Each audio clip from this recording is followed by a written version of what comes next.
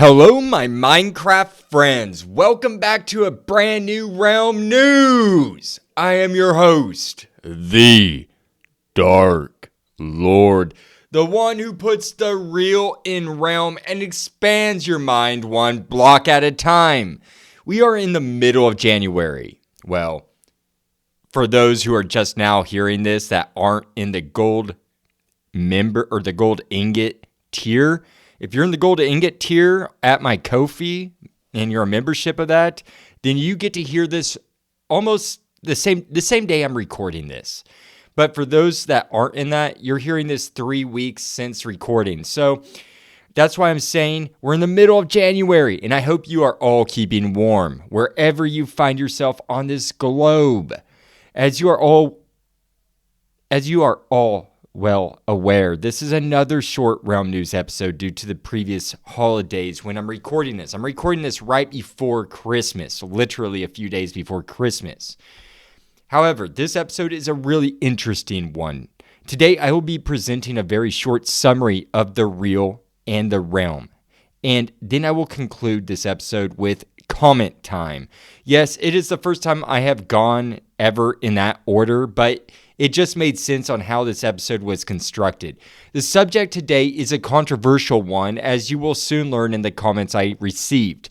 We will be discussing the Nitwit today on Realm News. This type of villager is widely disliked amongst the Minecraft community, but is the Nitwit completely useless? We shall find out. In today's episode, I will start by taking us into the real, by telling you the definition and history of the term Nitwit. Then I will break down what the Nitwit is exactly in Minecraft and its history in the game by taking you to the realm. After the realm, we will hear comments that was made about Nitwits. So whenever you are all ready, let's start the show.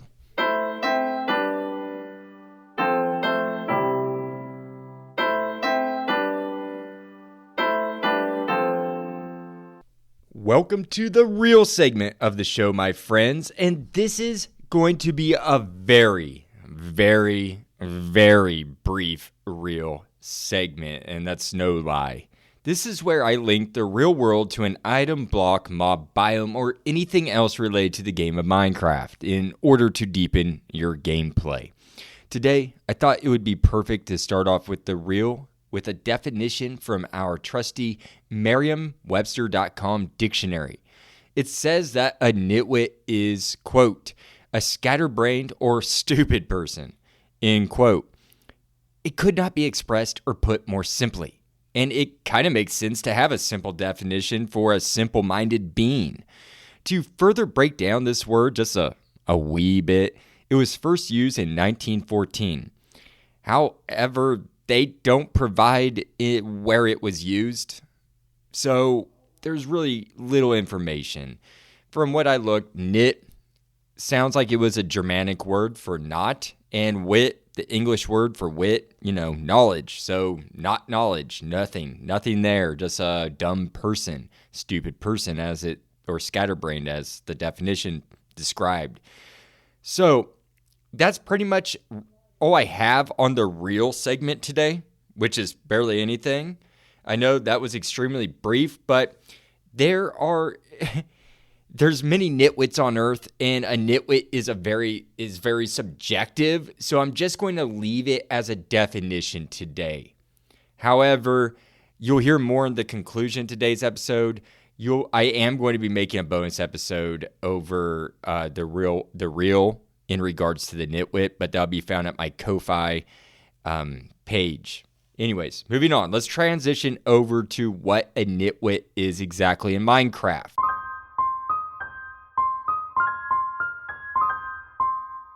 Welcome to the realm and to Seatown. Seatown is Realm News' largest city in its empire called Ombre Dieu, and it has had its share of nitwits. I would like to tell you about the Minecraft nitwit by starting with the origin story.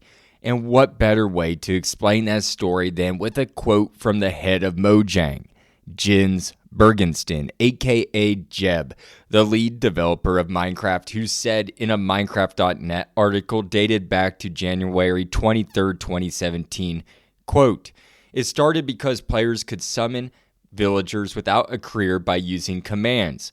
It was the only way to get villagers with green robes. Whenever we discover we have a bug which is used by the community, we just see it as undefined behavior and fix it, quote unquote, by making it a feature. In this case, we just needed a profession for the green robed villager. I don't remember what name we came up with first. I think it was unemployed or something, but it doesn't really fit in the world because I don't really think the villagers are employed by anyone either. So I think the next suggestion was village idiot, but I thought, quote unquote, Nitwit was more fun name, end quote. How interesting. So the Nitwit started off as a glitch or a bug, like the creeper in a way. In a sense, I should say. And Mojang decided to turn that bug that players were taking advantage of in the creative mode into an addition to the game. I thought that was just fascinating to read that people wanted a green robe villager to begin with, just that badly, and that they were going to creative mode to summon them. I had no clue that's how the Nitwit genesis began. I absolutely love how Mojang will turn a bug into a feature. Also, I enjoy hearing the history of mobs being placed into the game, such as according to minecraft.wiki, the Nitwit was added to Minecraft in the exploration update that was presented to us on September 24th, 2016, which is also my birthday, September 24th. So that was really cool to learn. And that was during the Minecon event in 2016. This update added many things to the game of Minecraft besides Nitwits. They added cartographers, maps, vindicators, and much more. I'm a bit shocked that they didn't go with the term unemployed as well, instead of Nitwit, since that is essentially what the Nitwit is. But they chose the term Nitwit specifically, which to me raises questions. Are these villager NPCs dimmer than the rest of the villager working class? Jeb joked about them being called a villager idiot. But I imagine that was not politically correct enough for Microsoft, so they went with Nitwit instead. Let me describe the Nitwit to you. If you're a Bedrock player like I am, then you will have a 10% chance of the villager growing up into being a Nitwit. That is 1 Nitwit per 10 villagers. You will be able to tell a Nitwit apart from the everyday working villager because the Nitwit will be completely dressed in a green tunic with a brown frock underneath of that, which you will see the brown exposed right at their feet. They have shoes on, or it's a different color, kind of a soot like black for their shoes. Right above that is a brown, and you can just tell that goes up to their neck underneath the green tunic. They're physically the same as any other villager, meaning they have the same facial features, which are emerald green eyes, unibrow, an elongated nose, and without the hat, they're bald. They are the same size as a typical villager as well, with a hip block of a height of 1.9 blocks and a width of 0.6. And they're the same size as even as a baby at 0.95 blocks tall and 0.3 blocks wide. Now let's move on to their behavior. The Nitwit lives a very nonchalant lifestyle. Laissez-faire is their family motto. First off, they will not take an emerald if you threw it at their head. So they are not greedy by any means. They don't care for such niceties, but they do care about sleep and being night owls. I say that because they love to stay up late. As soon as all the other villagers tuck themselves to bed after a long day of work, the Nitwit will stay up. They will stay up for an entire 1 minute and 40 seconds later than the other villagers. This may not sound like much to you, but in the Minecraft world, this is a long time.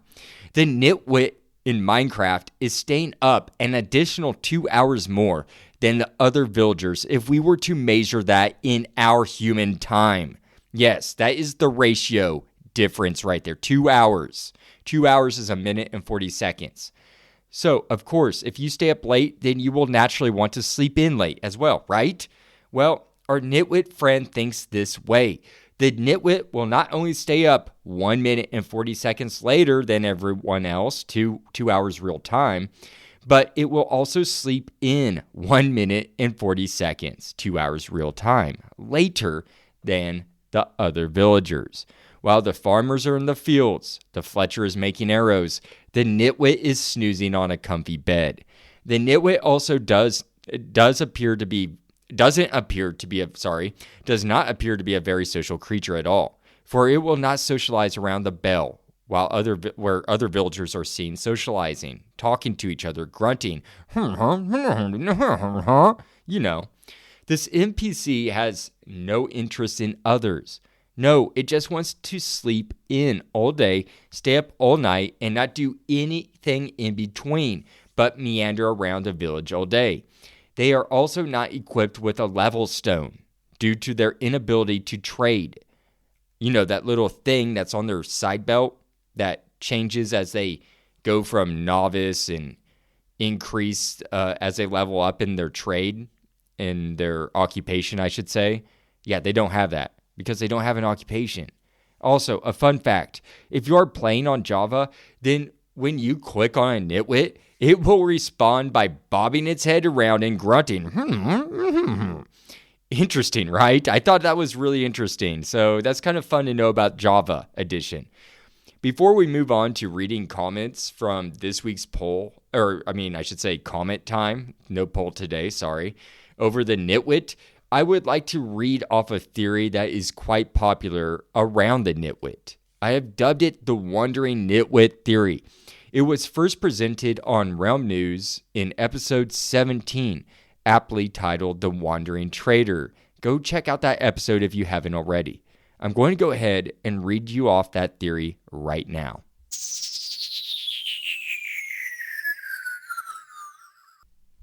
Many Minecraftians support what I dubbed the Wandering Nitwit Theory.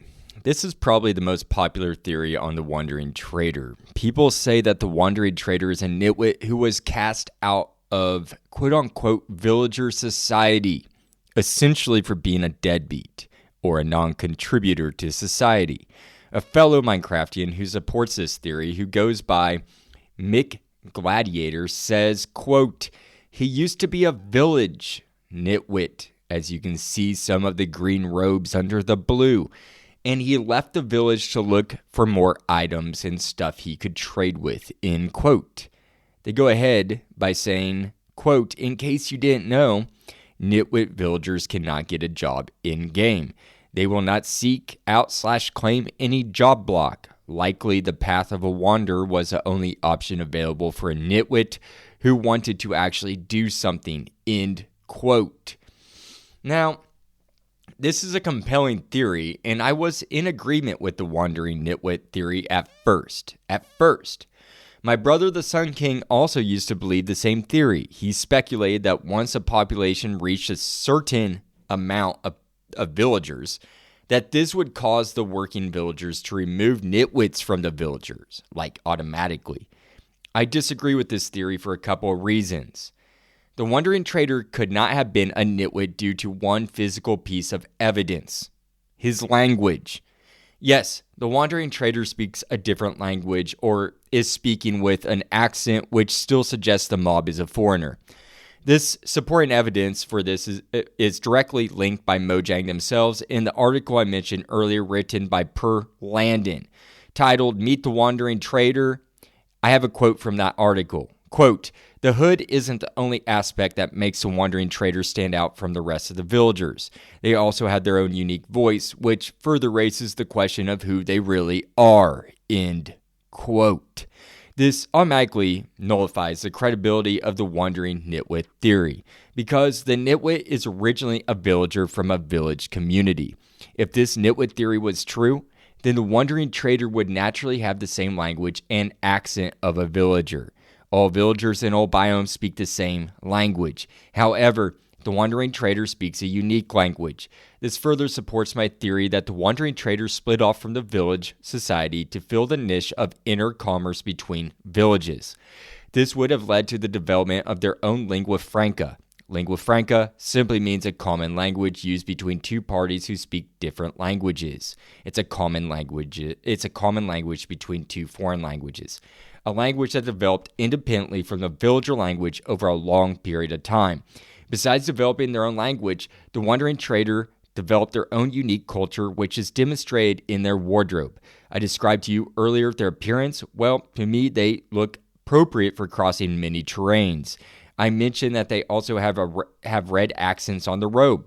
To me, this is the same color as the red terracotta that forms the Ankh symbols on the desert temples. The robe is also primarily the color blue. To me, this indicates the singularly blue terracotta block that marks a spot to dig in the desert temple in order to find the hidden treasure room. Also protecting the treasure is 9 blocks of TNT. The gold trim is an indicator that he comes from the desert. Gold is more prevalent in deserts. I strongly believe that the wandering trader is tied to the desert temple. His attire is perfect for arid landscapes, and the color of his wardrobe is symbolic to the colors composing the desert temple. Clerics are also tied to this temple, as I have stated in episode 1. I believe the wandering trader works in conjunction with the cleric. The wandering trader acts more like a messenger amongst the clerics, helping keep their sacred religion unified. This sacred religion, as explained in episode 1, is based around the creeper, and the clerics keep the wandering trader supplied with invisibility potions and milk to keep him safe. That's my theory on the wandering trader, but that's just a theory. I would like to hear yours. Go to bio.link/realmnews and let me know. End quote.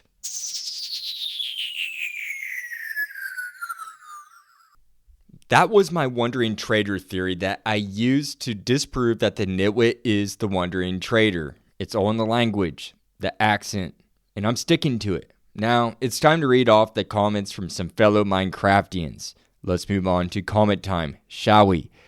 Now, it's comment time, and I have been saving this for the end of the show, folks. I would like to start with a familiar commenter to the show who goes by apprehensive_hat8986, who says, quote, I'm not a villager rights type, but once one gets into the realm of role-playing the game, Nitwits have as much right to exist as anyone. It's an interesting reflection on capitalism, actually. Capitalism scores people based on a limited definition of what makes a person worthy, and is also grossly full of holes and exploits which allow people to increase their score regardless of their actual worth to society. Meanwhile, other people who clip out of the system are regarded as worthless because they are instantiated without the ability to change their station. Just because the game engine doesn't provide us with the ability to see what Nitwits contribute to villager society doesn't mean that they contribute nothing. It just means we lack the ability to see it. Similarly, people who don't have jobs or homes are regarded as a worthless burden by a great many money makers.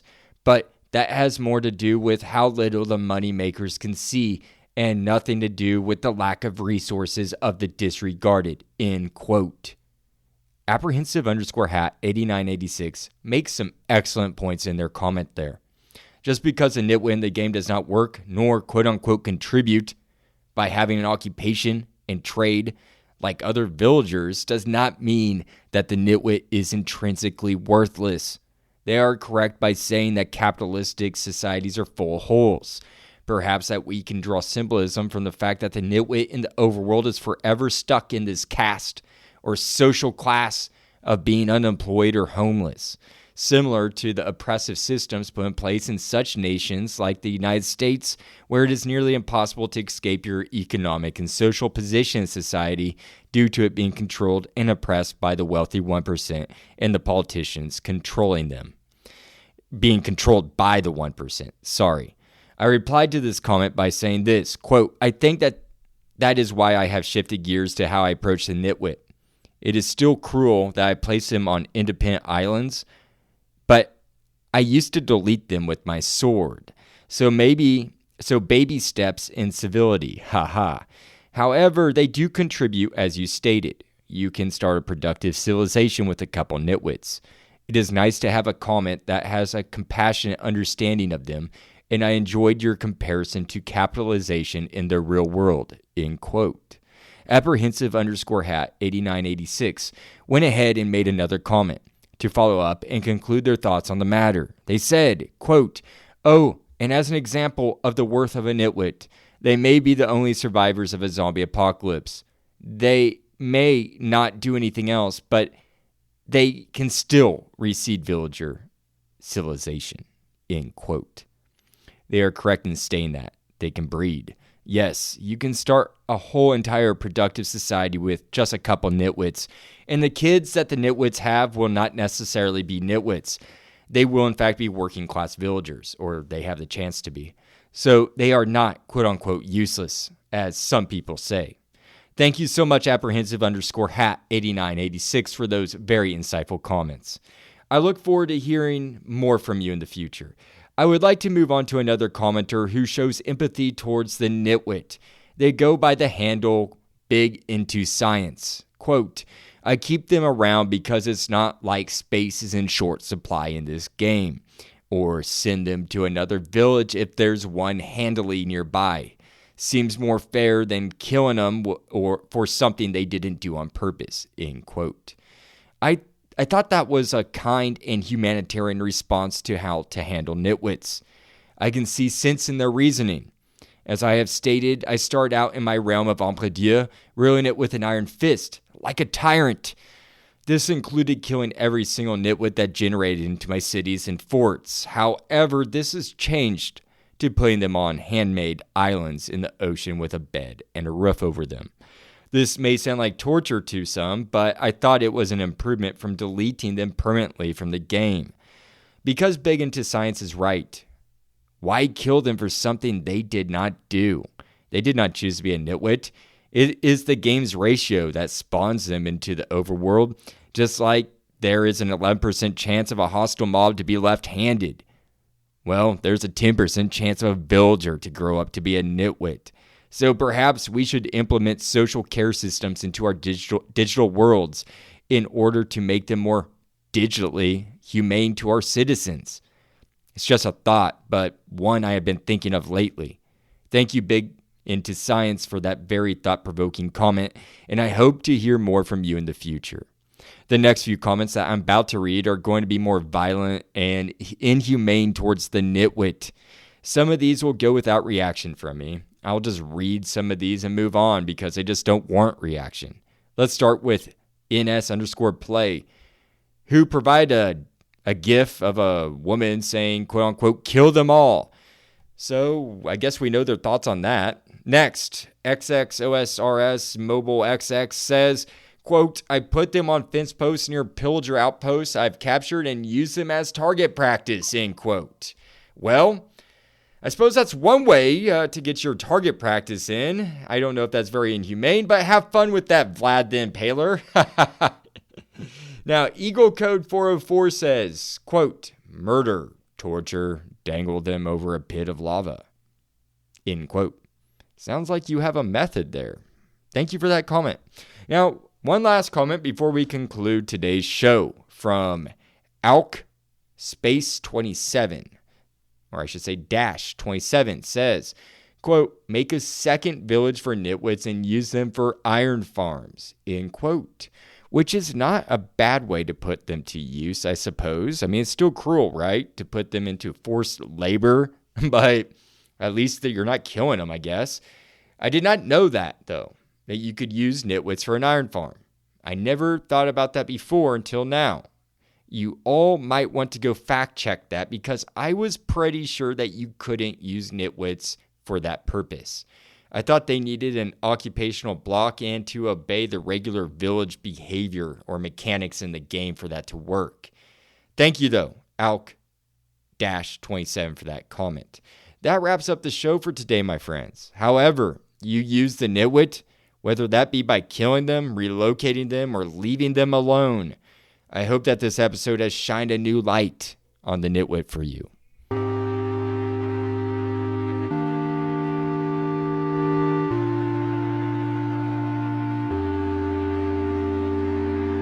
The Nitwit is an interesting character after you dig a little deeper into this NPC. I had no clue that the Nitwit was added in response to players in creative mode, causing the villager to bug out and spawn a green shirt.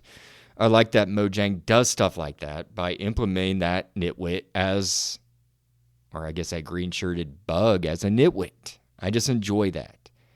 Such as with the creeper bug that they did. I know that the real segment of the show was very short today, but if you become a gold ingot tier member, then you can expand your knowledge, quote unquote, one block at a time by listening to this bonus episode I'm creating to enhance the reel. That episode goes further into the Nitwit by exploring a painting made by an artist named Fritz van den Berg, who created a painting titled, in English, The Idiot by the Pond, created in 1926. In this bonus episode, I will be explaining that artist's history and the painting along with the semblances between the idiot and the Minecraft Nitwit. You can find that at my Ko-Fi page in the show description. I hope that you all enjoyed the comments I read off from fellow Minecraftians today. I always enjoy hearing their insights. I will be saving the results to the poll for another time as well, so keep your eyes and ears open for that in the future. I hope you all have a wonderful rest of your week, and I look forward to seeing you on Realm News Flash this upcoming Tuesday and Realm News next Thursday. I wish you all happy crafting. The Dark Lord signing out.